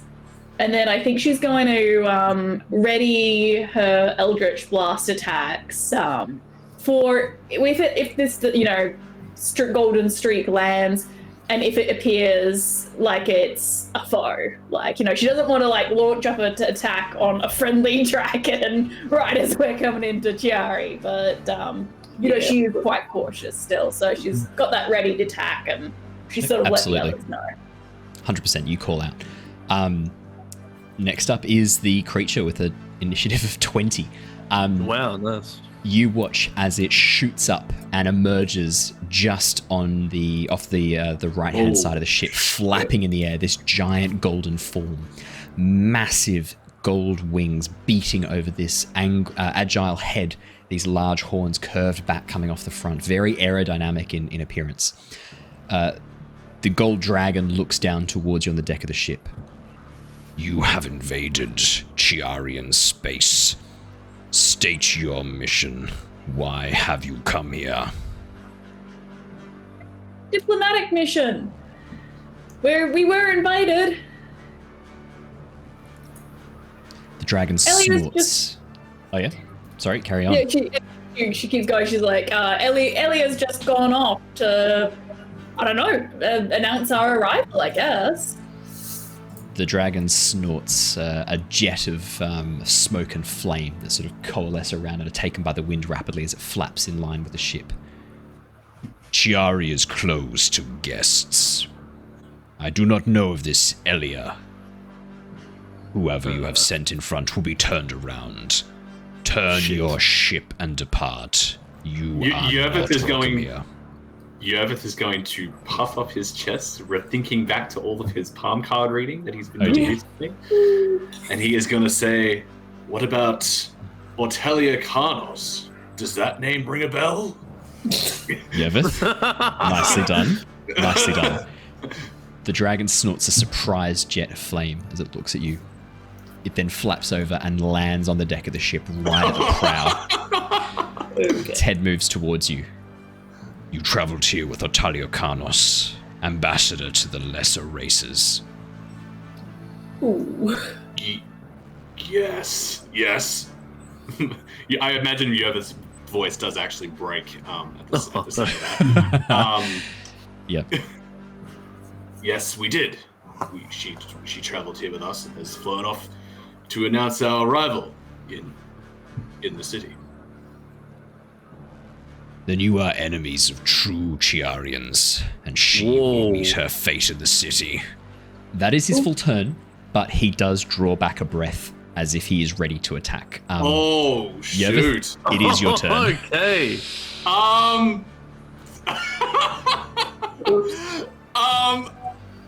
I don't Maybe have don't just say who you are and what you're doing here to every single person you meet without sussing out who they are first. I mean, Yervith was really, on the whole diplomacy train for a while, and yeah. Shana, yes, your held attack goes off as well, Shana. But we'll do Yervith first. Yervith's gonna turn around and go, I guess the time for diplomacy is over, and he is going to shoot some arrows, I guess. Fucking hell. I mean, it's going to be hard to miss at this range as you are 5 feet, not like a meter in front of him. Well, actually, no. You know what? He's gonna ready an action. He's going to put some arrows in his bow. He's not going to shoot them off just yet. Just erring on the side of caution. He will, however, move to probably the side of the ship. He'll step back a little bit. He'll step back a little bit, for sure. Eleanor comes with you, slinking away. Yeah. Well, actually, she gets her own turn, so she will. She can just stand there. Yervith will ready an action. Won't shoot any arrows just yet. Yeah, and he'll just, I guess, yell a little louder. Guys, we have company. You will die here in this desert. I couldn't resist. Sorry. Yeah. All right. Beautiful. Yervith, that is your turn. Shana, your held action goes off if you choose to let it. He looks like he's going to attack us, yeah. He's aggressive, yeah. You can see flame burning in the pits of his nose. His teeth are bared. And you heard him explicitly say, then she will meet her end in the city. You will die here. He's getting hit by 2 Eldritch Blast beams, from the single attack. So as this gold dragon rears back as if to just bite Yervith, Shana's like pew pew. These 2 Eldritch Blasts like straight, these beams of light just shoot in, and as the dragon smacked in the face, Yervith just like strategically moves back away. Yeah, just a quick awkward shuffle back out of the way. 23 is gonna hit. 25 is gonna hit. Oh my goodness! And 18 for damage. each of those hits, he's gonna get pushed back 10 feet in a straight line away from me. Oh, does he have to make a save against that, or is it just if it hits? He just gets moved. Just want to double check that. Repelling Blast. I know it's OP as fuck, but let's just see how bad it is. I'll post it up. Yeah, you just push it away. Yep. Does it work once per beam or once per spell? That's a good question. It just is when you hit a creature. It is every beam. Yep. It is a single spell that hits in sequence. This is when you hit a creature with they stack the repel stacks, unfortunately for me. It stacks. I just checked. There has been there's no save and it works for each hit. And chat's also helped me out too. Evildoers just chatted. Yeah. It's OP. 5, 10, 15, 20. You watch as he is now scrambling. I'm gonna make a dex save. He is on the very front of the ship. That is not an easy position to be in. I'm gonna make a dex save, see if he fails. 18. He's okay. He's just clinging on. But this has gone from a very confident, cocksure young dragon to scrabbling on the edge of the ship, trying to stay on as it sticks to the prow, trying to like stay in position. It's almost like the figurehead now, as it's like half fallen off its tail, hanging off the back of the ship. Mira, below deck, you hear the thump of something heavy landing on the ship. You hear a few calls, cries of someone saying something. Actually, sorry, no, you would hear. You're right at the kitchen. You are right at the stairs up towards the top deck of the ship. You hear them say, there's something coming, guys. Like, something's on. And then the thump, and then the sound of Eldritch Blast going off. Yeah. Okay, I run up. Don't know how far I can get, but probably just to the top, I'd imagine. So 5, 10, 15, 20, 25, 30. Yeah, you can get up to the top. I'll move you onto the top deck. So you just pop up the stairs. Okay. I see the situation. I'm like, oh, excellent. Delegates. Oh no! Walks forward.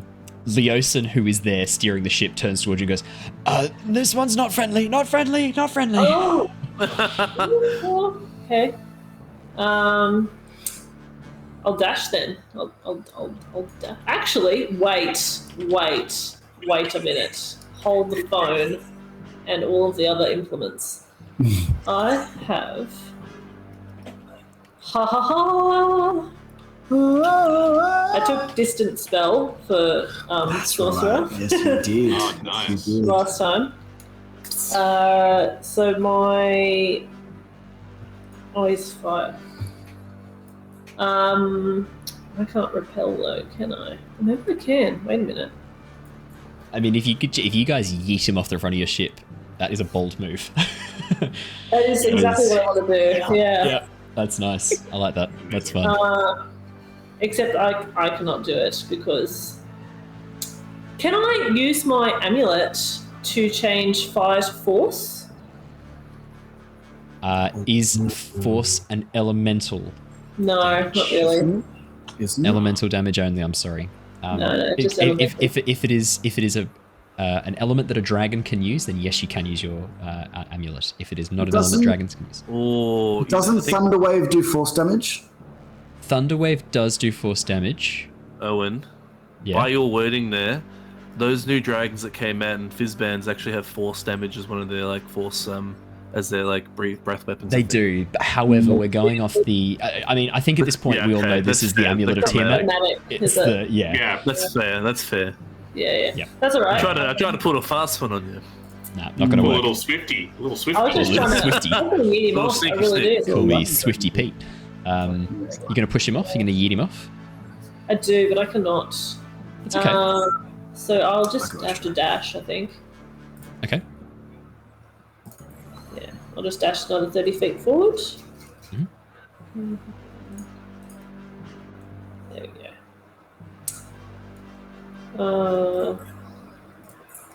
go. Jin, I'm willing to rule actually while this has all been going on and while you hear Mira talking. Like there was a fair bit of conversation at the beginning. I'm going to rule that you can be at the bottom of the stairs, same as Mira was. Oh, okay. Yeah, no, because you've heard a commotion. All you had to do is pop your head out of the room. Yeah. Yeah, I probably would have started wandering down and like, hey, what's going on, Mira? Oh, there's something going on, yeah. Okay. Yeah. Okay, so that's the end of my turn.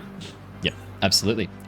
Jin, although in this form you're currently calling yourself a Lyrian, I'm going to change your token name to Jin so the podcast don't get confused. Not the podcast.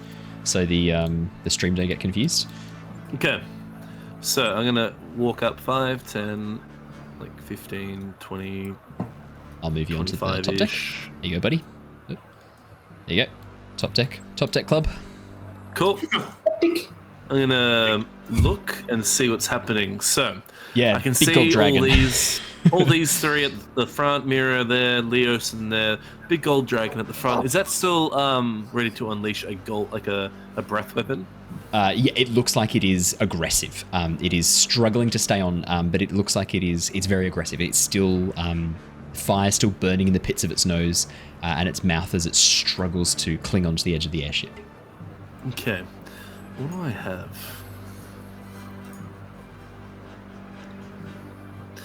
I'm just going to do a spiritual weapon as a bonus absolutely. action. What would you like your spiritual weapon to look like?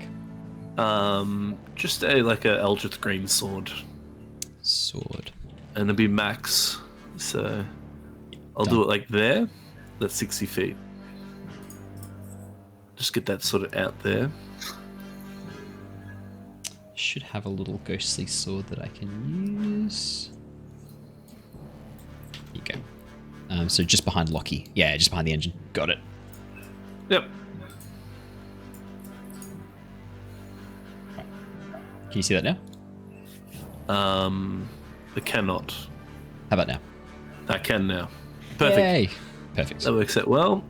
And then that's okay. That's my bonus action. Jin concentrates, summons this energy, and then shoots out this ball that flies forwards and then manifests itself into this floating sword, giving off shadow, very much like your black katana, Jin. Yes.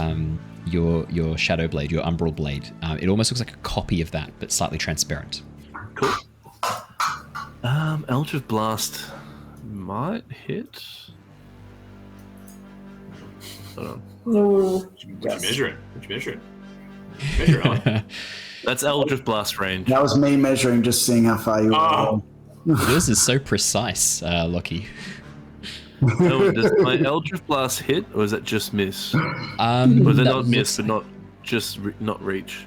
It looks like it just not. Oh no! I'm gonna rule it. I'm gonna rule and say that it is just in range.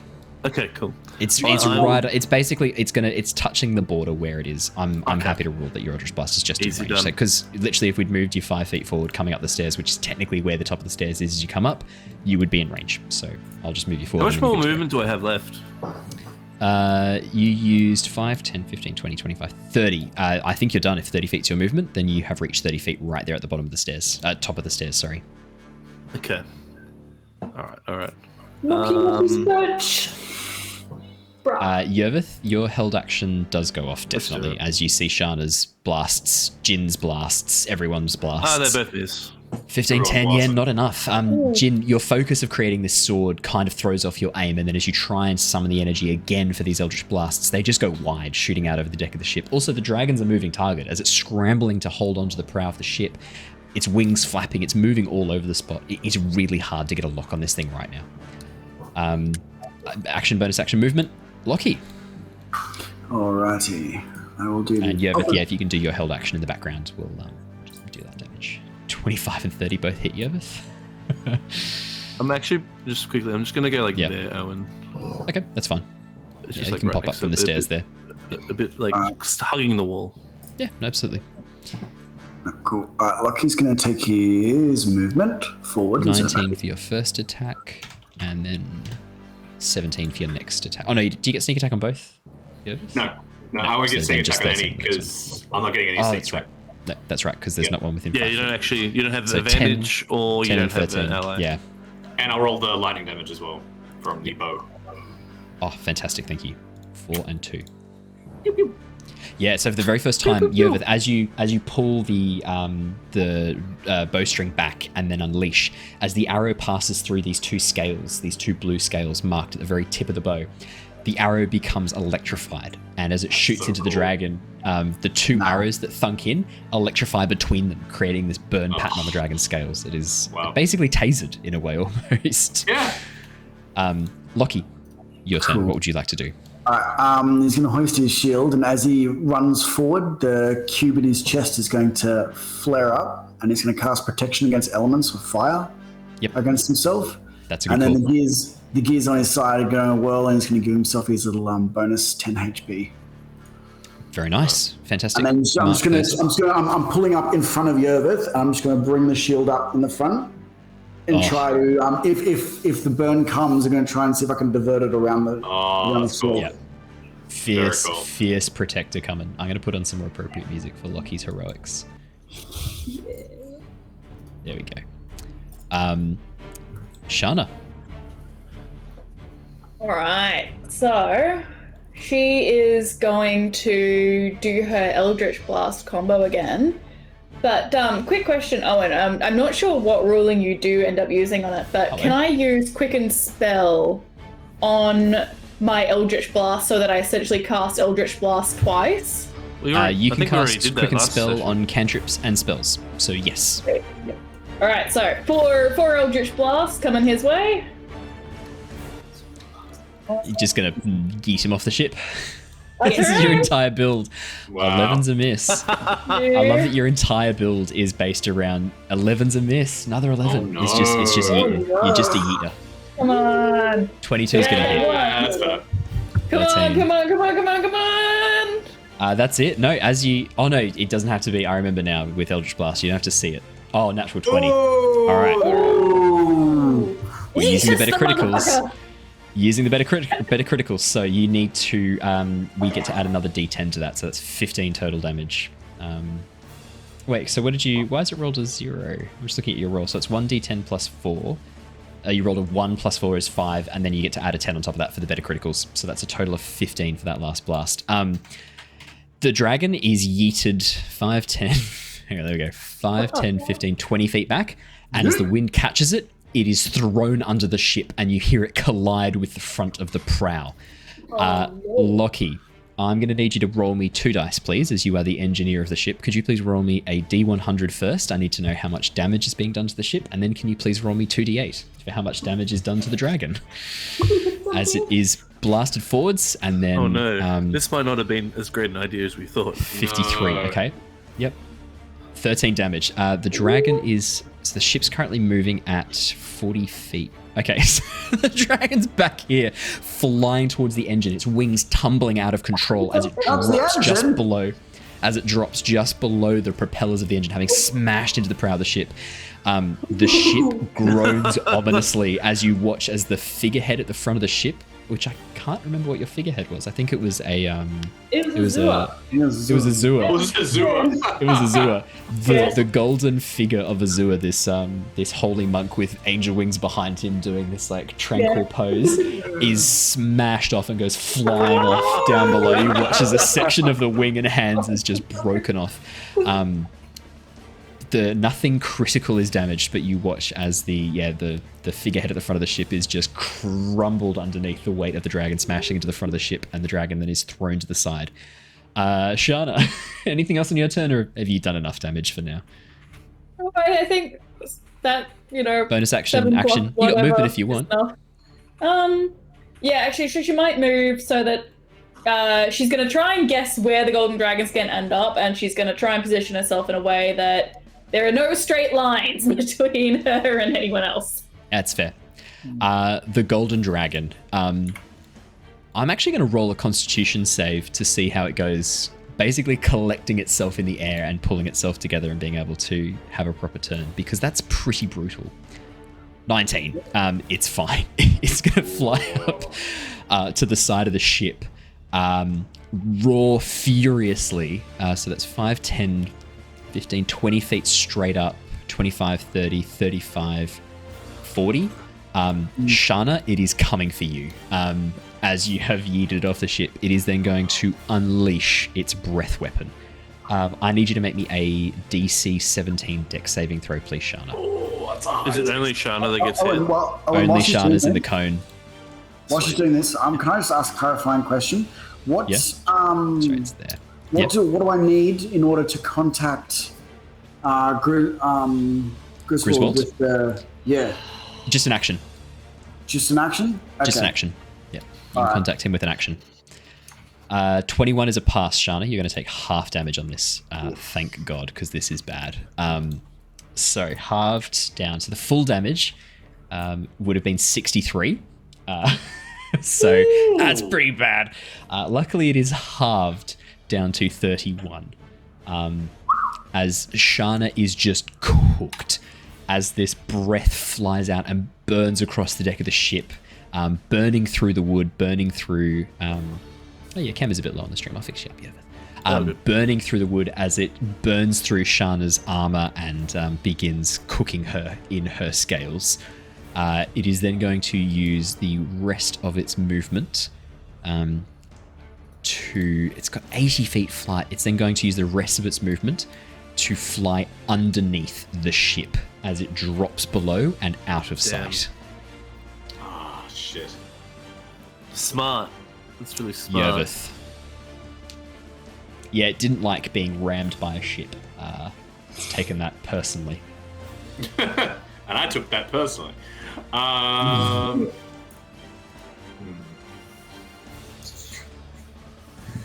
So... I'm liking this music. This music's epic.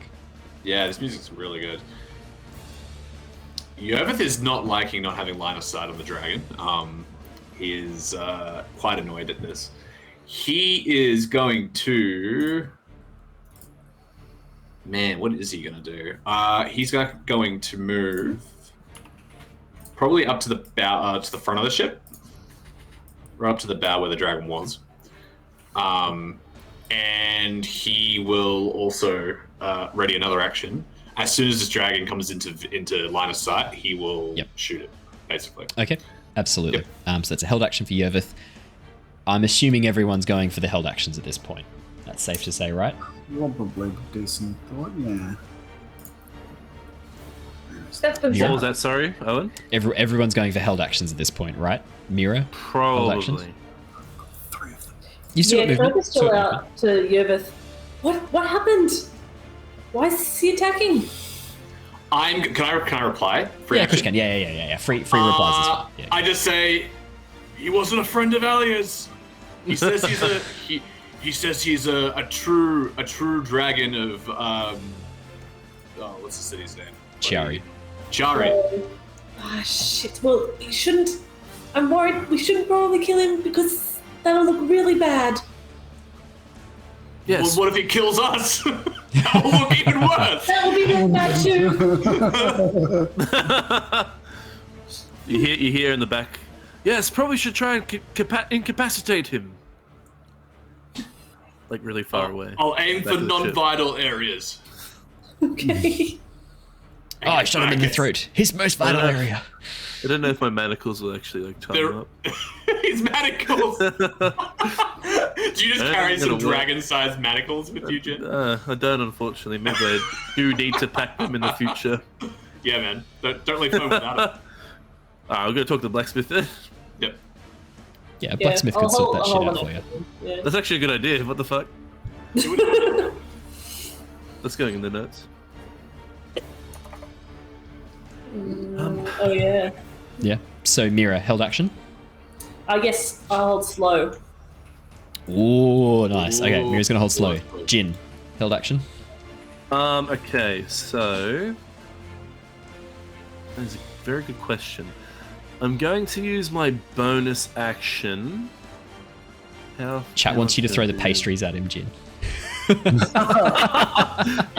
For those of you who don't get that reference. Him or poison him? Which one you want? For those of you who don't get that so reference, Jared, as Jin, as character, has been carrying around, you're down to like 100 pastries, has been carrying around an inordinate amount of pastries in his bag of holding, like 200 pastries. We have slowly been burning through them for various needs. I've come up with a lot of creative solutions for problems with these pastries. They were a really good offering to that wizard statue. It actually works. I offered it and we all had our passage paid for. I did think that was pretty hilarious. That like it works. An offering to like this essentially like a demigod was just like, yes, it's acceptable. It's basically Honestly, battle bread at this point. Yeah, exactly what I was about to say. At this point, they are so like just stale. I could probably like one shot this dragon, one of them. Maybe you could load them into Lockie's steam cannon that he's going to build. Oh, that's a great idea. I was thinking of like a potato cannon or something, like how they use those spud guns or whatever. I kind of want to do some fan art of Diderus and the stone golem just like eating the pastries like I can do that. Time, like I can do that. Ooh, actually, I can do that. Also, I'll do that. Diderus will be my next fan art. Yep. It would be really good fan art as well. Is like Jin sort of like unleashing like 100 pastries out of his bag in front of the wizard statue. Yeah, that's what Patreon want to see. I will do official artwork of Diderus because I was going to do that anyway. I will do a joke fan art of Diderus enjoying a healthy snack of stale pastry as well. Okay, oh my god. So I've decided on this. So Shana has gotten a bit of flack from said dragon. I'm going to do a bardic inspiration on her. Yep. I have 81 bardic inspiration quotes. Okay, the first one I shall use a very is specific number. Yeah, I've looked it up on Google. So okay. my first quote shall be, "You shall remember this victory forever." Okay. They're very generic. You feel inspired? I live long enough.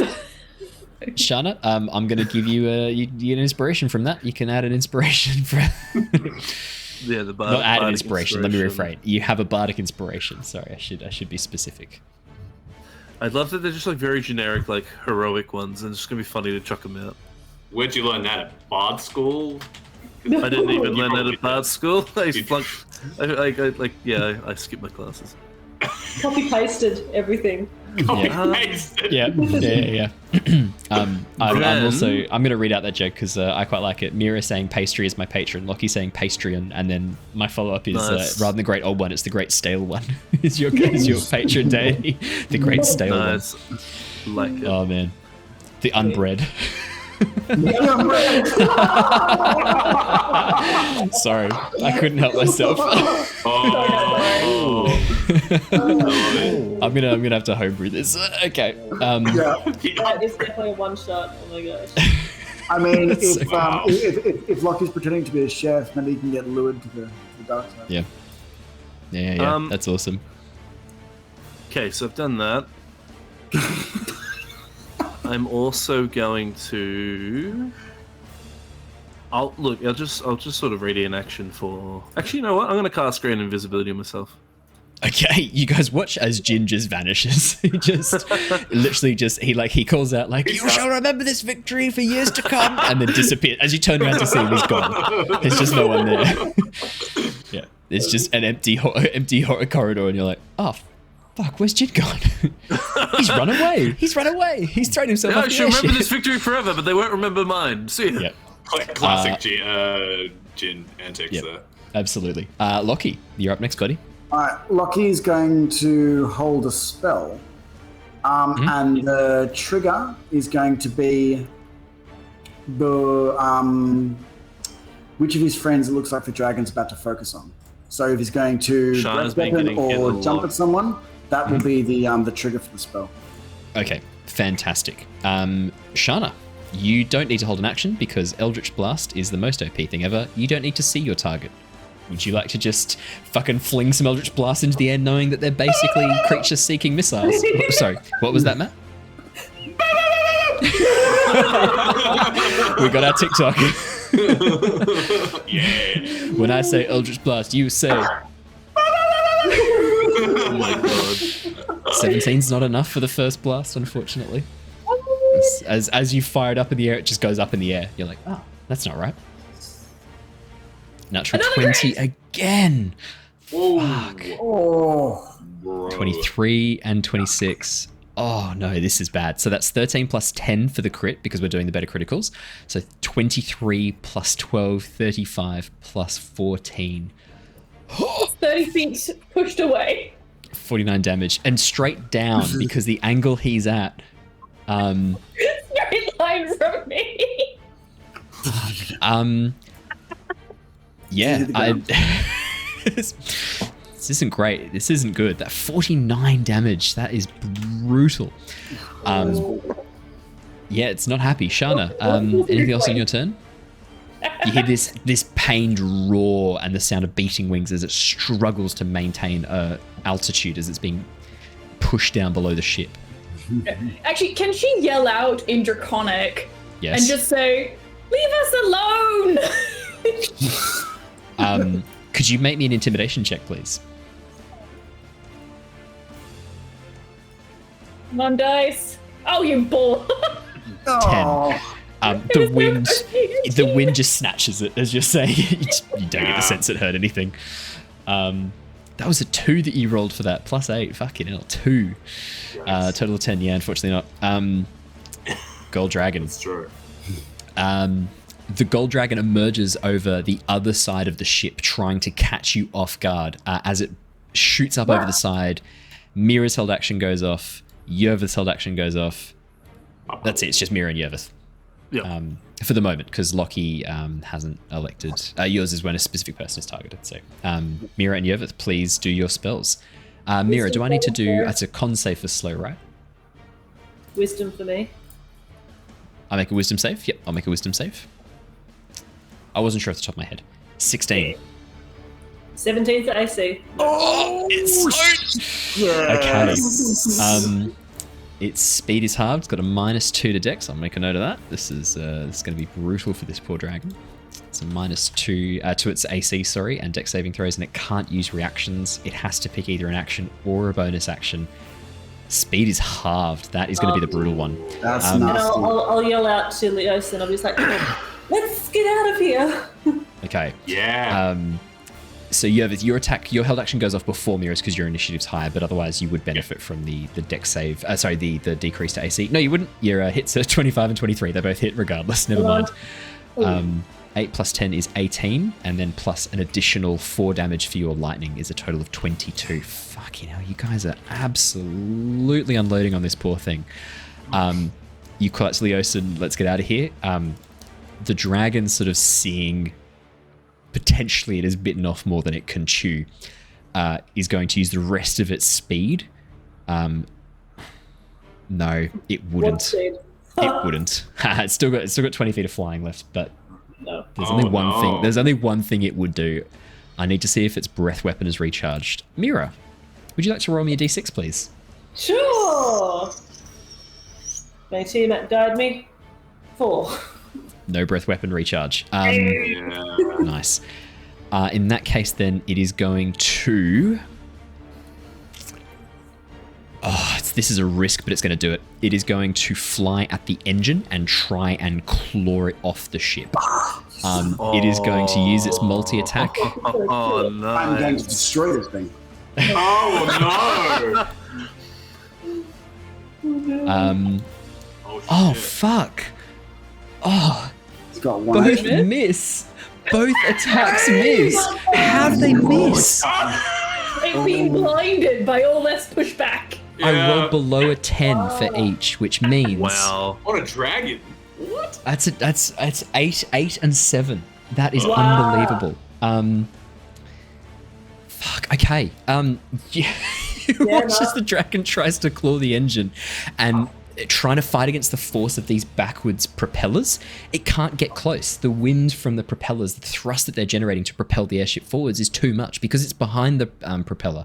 It cannot get close. It is just being pushed back by the wind. With the rest of its movement gone and no longer flying, the airship's still moving forwards. The airship moves forward another 40 feet. 5, 10, 15, 20, 25, 30, 35, 40 as the dragon is basically essentially pushed backwards behind the airship as the airship continues moving forwards. Leosin's go is after the gold dragon. Yeah. He turns to Mira and goes, fast way, yes? He uses his action to give the airship a speed boost, doubling its movement speed. It's going to move 80 feet as he punches it forwards. The dragon disappears behind the airship as you guys shoot forwards. This Not gonna blast keep of... up now. what was that, sorry? It's slow, so it's not going to be able to keep up anymore. There's no way it can keep up. As it is basically, it's just lost behind the airship as you guys just take off into the distance. I'm going to take you out of initiative. It cannot physically catch up until the slow spell ends. The slow spell would end after 120 feet distance away, but that's still, and then it still is going to struggle to catch up with the airship moving that fast. I don't know if... Oh no, that's only the casting time. No, end of each of its turns. Concentration up to a minute. But yeah, okay. I'll tell you. I'll make another quick wisdom save range. because if it fails the next wisdom save, if it fails the next wisdom save, it wouldn't be able to catch up. That's a natural 1 on the. That's a 2 on the wisdom save. What? I cannot believe that. I'm gonna highlight that so the stream can see that because that is nuts. That's crazy. I'll paste it into the chat. Can I paste it into this chat? I can't paste it into It's the chat. a very young dragon. That's what It's a very It young is a young dragon. dragon. young Yeah. gold dragon. Natural 1. No. Oh no. Yeah. Shana, it is within 120 feet. Can she hit it with another 4 Eldritch Blast and try and push Yes, it you further can. back? Archie has just named it though. He has named it Girls rig. Gelsreg the Gold Gelsreg. Dragon. It has been named Gelsreg. Oh my god, if we kill him though. Oh no. 25 is going to hit. 10 doesn't hit. He's just confused. Because I can attack 25 Gelric is as gonna well, hit. Eldritch Blast. Oh. Shana, no. 14. Shana, you don't get to take this thing out, unfortunately. That's not enough damage. 6 plus Even with the 9, lowered DC, 15. 10 still doesn't hit, His- and neither does 14. his AC. Oh, That's not how go it works. try. Gelsreg is just lost to the wind behind you as the airship speeds on.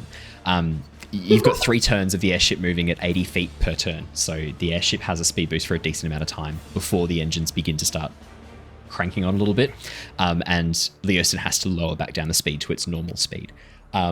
Nicely done. I'm taking you out of initiative. You're no longer in initiative. That was really well handled. Yeah, nicely done. As the airship begins powering through and the dragon disappears behind into the distance, letting out this furious roar behind you, you'd lose it very quickly in the clouds as it disappears. Leosin sort of turns to you guys and goes, "Are we expecting any more company, or is that our welcoming party?" I hope not. I really hope not. I It's think news that that could the have. borders are closed. Yeah, They don't like us. it appears that Elia was right about Ciari. It seems like when we may not all be welcome. Indeed. Okay. Well, I'm going to keep going on as if we're planning to arrive on time, and hopefully Elia can come back. Hopefully Elia makes it back. Yes. Oh, yeah, that's a good point. That is a good point. Hopefully, we make it there before the gold dragon does. Yes. And hopefully we don't run into that gold dragon again. I don't know if we'll Yeah. be. Yeah. Plausible I have- deniability? Look, he seemed pretty hurt to me. I don't think he's flying that fast. How hurt are we, actually? How's the engine to run over? Engines are completely fine, having not taken any damage because it couldn't hit the engines. I'll go up to the figurehead, though, and I'm like, oh no! So all that's left is like his pants. Like the whole upper torso. The upper torso's gone. The wings are half there because they were sort of back a little bit. Part of the wings are there, but the torso, the head, the hands, it's all gone. It's all been blasted off the ship. Well, Whilst Well- I... Oh, sorry. I was going to say we need to think of a new one now. So while I still have concentration on my great invisibility, I'm going to run over to Yervith. Yep. I'm going to like just start like whispering in his ear, trying to pretend to be the voice of the wilds, going, "Good Can work, you- my champion." Oh my god. Yervith, you Shut hear up. you hear that voice whisper in your ear. That voice Jared did just then. Whisper, Yeah. "Well done, my champion." And I also want to mimicking like Lyra's voice because I do remember that an active feat helps. I'm gonna say, "Now, my next mission for you is that you must provide Jin as much assistance as he possibly can give in any of his endeavors moving forward. It's imperative. Can I please insight check that, please? Yes. Persuasion check / deception check from Jin. Insight check from Yervith, please. I'm trying to pass off for someone else. Does that mean I get advantage on that, Owen? Yes, it does. You're passing off for someone else. 28 insight. You have to roll high, buddy. 25, 13. Yervith, there's a moment, like the first time he says, well done, my champion, where you're like, you can't retroactively Bardic Inspiration. I know. There's a moment, Yervith, where you're like, when he first says, like, well done, my champion, you're like, Lyra? And then as soon as he starts saying to help Jin as best you can, you're like, yeah, I haven't seen Jin for a few seconds. I'm going to like run as stealthy but as fast as I can, sort of back to where I was, and then just as the great invisibility about to run out, I'm just gonna Can you make me a stealth check with advantage, but you're still making foots. Yeah. Can I listen out for it as well? Yeah. 25. 25. Yeah. What would that be? Perception. Perception. Which is his is pretty high. 30. you just hear little footsteps. You hear Jin's fucking little footsteps across the deck of the ship as he runs back towards the corner. I just glare at you the whole time, just like I'm invisible. Well, I follow the sound with like I track the sound. And as then Jin I'll like appear pops out of behind Mira. invisibility. So I will do it behind Mira. And then I'll pop and I'll just pretend like I'm nonchalantly been sitting on the side of the ship the whole time. You see, Yervith. You see Jin Not even going, looking at Yervith. looking out over the ship. Yeah. I do a big yawn, like, well, that was fun, and I start walking off. Is it nothing? You are definitely suspicious of that being Jin, not Lyra. Yeah. Over the next hour and a half. Yeah. Over the next hour and a half, the rest of the crew kind of like calm back down again. Arvel, who was up in the crow's nest, was like climbing down while this was happening, ready to help, and like gets to the bottom of the crow's nest ladder as this wraps up, and then climbs back up to the top. He's like, I'll go and see where the dragon's gone. As he begins trying to like scamper back up to the top again. He does eventually get there and calls out, I can't see it, the beast is gone. As he calls back down from the crow's nest. Over the next hour and a half, you find it hard to relax. Your minds are still thinking about potential danger of where you're headed. After that time passes, a silver streak begins shooting towards the deck of the ship. Emerging from a cloud layer onto the deck of the ship, Elia lands, Otalia Karnos in her dragon form, and quickly turns back into her human form again. As she looks around, she goes, "Oh dear, I must warn you. This is not going to be a safe place. There are dangers. There are dangers here that you might face. I'm worried that they might try and send some sort of border protection to try and prevent us bringing the airship in." And then she looks at the scorch marks on the ship. I just stared blankly at her. Oh. I do a minor illusion and show like just an image of the face. Like this is the one that this one. Young gold dragon. Oh dear. I recognize him. Gelsrek. He was... This might not be the last we ever see him either. Gelsrek, he was one of the adventurous young dragons who has been instrumental in leading the younger charge of dragons in joining the fight. He has been outspoken against the cult. I don't understand. Against the cult? He was before I left. He was very dismissive of them and their ideals. He said that you would die in the city.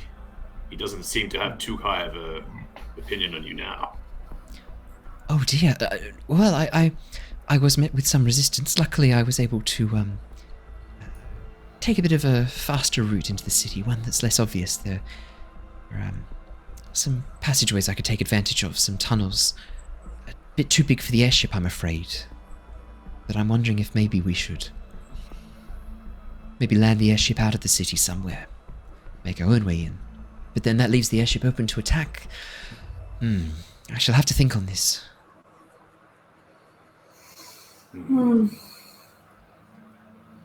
Yes, we may not be getting the welcome that we hoped for. He's difficult to reason with. In fact, we couldn't reason with him. In fact, Shana, he almost immolated. So. Oh yeah. Oh. Shana, you okay? Oh, I'm so sorry, Shana. Come here. And she casts Cure Wounds. You regain 22 hit points. Oh, thank you. That is significantly better. I was afraid I was going to become snake soup there for a second. Well, more like charcoal, I guess. But I you watch as she like concentrates the magic flowing from her fingers, this golden light, knitting together your burnt flesh and sloughing off the dead scales and replacing them with new ones. Like a number of burnt, charred scales fall to the deck of the ship, only to turn to dust as the healing magic erases them to fix her rapidly growing new ones. Well, I think it's best that we rest. We're only another 2 or 3 hours away from the city. I think it's time I had a chat with all of you. There's quite a lot we need to discuss. There's been some things we need to talk about. Come with me. Come downstairs and we'll talk through what you need to know before we arrive. And with that, she leads you down below deck. However, that conversation is going to take significantly longer than we have left for tonight, so we will leave that for the beginning of next session. That is where we'll wrap up for tonight. Thank you so much, everybody. Thank you for joining us. What an awesome session. And thank you, Archie, for spending channel points on a random encounter. I hope that was integrated to a satisfactory level for you. You can give me a score on my ability to bring in a random encounter. Kind of canon. It was kind of appropriate and worked really well. Yeah. Good choice. You plotted this, didn't you? No. No collusion. There was no collusion.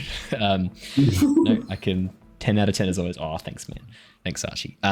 You're biased though. You're just trying to win my favor for the next for the Avatar session tomorrow night. I'm on to you. So that is it for D&D tonight. Thank you so much for joining us. But we will be back tomorrow night for Avatar Legends. It is going to be a really, really fun session tomorrow night. We've got Archie joining us again as Aquila, the Water Tribe waterbender and expert on the spirits. So we'll get to enjoy that tomorrow night. But until then, stay safe, stay well, and we will see you all again next time. Good luck. See you later, everybody. If you're watching this on YouTube, do the YouTubes. Hit subscribe, hit a like, send us a comment, or hit a comment, send us a like. Your choice. Just do a YouTubes. If you're on the podcast and you can do those things, do them as well. If you can't, thank you for listening anyway. All right, that's it from me. We're out. Goodbye, everybody. I'll bring us back to the webcam so you can all see our faces. Goodbye. Bye. Bye. Bye, guys. Bye.